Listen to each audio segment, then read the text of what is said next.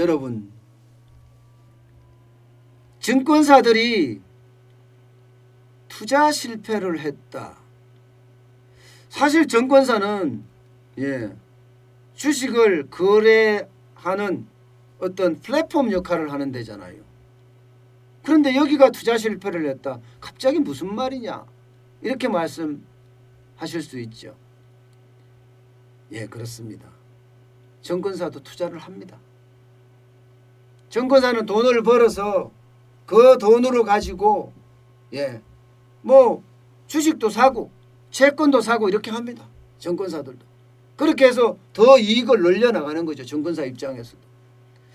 그런데 이게 한 몇 년 전부터 대체 투자라는 게 바람이 불었어요.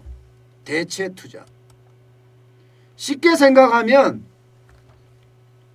증권사들의 어떤 고유 투자처는 주식이나 채권인데 그것이 아니라 주식이나 채권을 대체해서 투자하는 곳, 이게 생겼다니까요.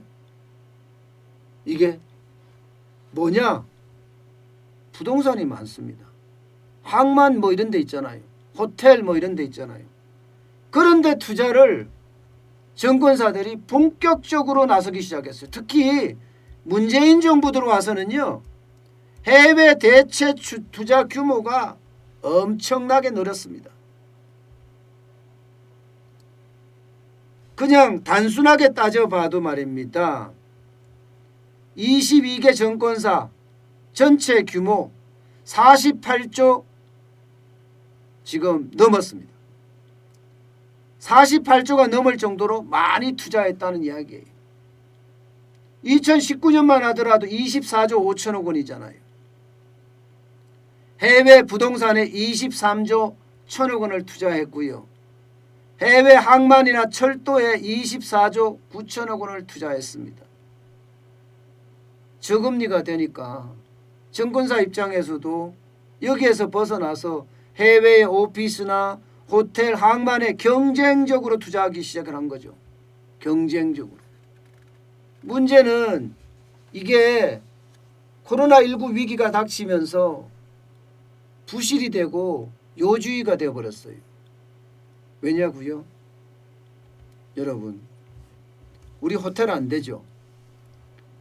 숙박업계 아주 지금 코로나 때문에 박살났잖아요. 이 증권사들이 투자한 해외 호텔도 마찬가지입니다. 이게 투자 원금도 받지 못할 그런 처지에 놓인 데가 한두 곳이 아니에요. 그럼 이들이 자금을 어떻게 조달했을까? 이들 자금은요, 쉽게 말하면 파생결합증권이라는 것으로 자금 조달했습니다. DLS라는 거 있잖아요. 지난 신한금융투자에서 DLS 사고가 하나 터졌죠. 쉽게 말하면 독일 헤리티지 DLS라는 건데, 파생결합증권이라는 건데, 이것은 독일에 있는 오래된 쉽게 말하면 기념물 보존 가치가 있는 그런 부동산을 매입을 해서 이것을 고급 주거시설로 꾸미겠다. 그렇게 이야기하면서 많은 투자자들로부터 DLS 증권을 팔았습니다. 펀드입니다. 펀드. 그런데 이거 어떻게 됐어요? 독일이 이거 허가를 안 해주겠죠. 독일 입장에서도 보존 가치가 굉장히 높은 건축물인데 이것을 사들여 갖고 고급 주택으로 만들겠다. 독일 문화재청도 있을 거 아니에요. 독일 정부에서 콱 막아버린 거예요. 그래서 그 현지 법인 파산하고 결국은 이거 다 파산해서 아직까지 원금을 돌려받지 못하고 있는 상태입니다. 아직까지. 이런 식으로 증권사들이 개인이나 법인으로부터 이게 DLS 상품을 많이 팔았습니다. 이게 지금 48조 원에 해당되는 해외 대체 투자, 부동산이나 호텔에 투자했다는 거거든요. 이 중에 금융당국에서 조사를 해봤더니 부실이 얼마나 나더냐. 부실이 이렇게 나더라. 아마 부실이 이대로 가면 좀 크지 않겠느냐.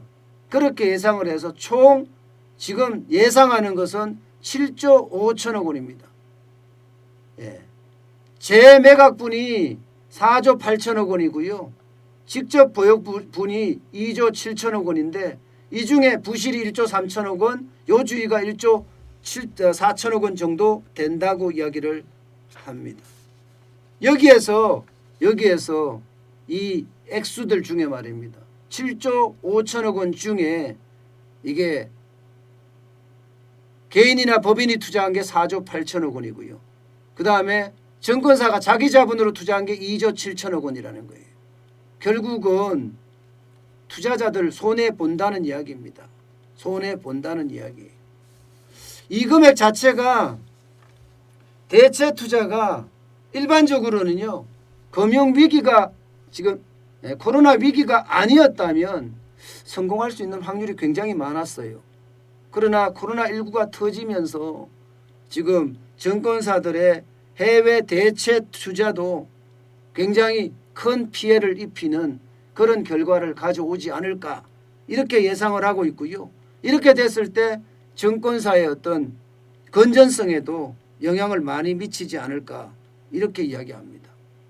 물론 여기에 투자한 개인 투자자나 혹은 법인 투자자들은요. 또 원금을 찾기가 만만치 않다. 예. 계속 펀드라는 게 그렇잖아요.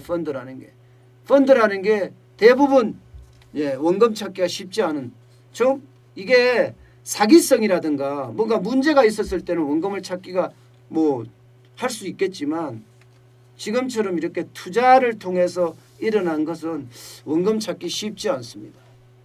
결국 투자라는 것은 굉장히 고민을 해서 투자를 해야 된다. 저는 이렇게 봅니다. 세종대왕과 샤넬 넘버5, 벤츠 자동차의 최고급 기종인 마이바흐의 공통점을 아시나요? 바로 침향입니다. 침향이란 동남아시아에서 자생하는 침향나무가 상처를 입었을 때 스스로를 보호하기 위해서 분비시키는 침향나무의 진액입니다. 진침향은 태국산 침향과 러시아산 녹용, 그리고 국산 홍삼, 백봉령, 또 산수유, 당귀, 숙지향, 꿀로 이루어진 침향환으로 만성 피로나 또 스트레스, 기력이 저하된 직장인분들, 또 수험생들, 연세 드신 어르신분들이 드시면 좋은 환입니다. 진침향 여러분들께 자신있게 권해드립니다.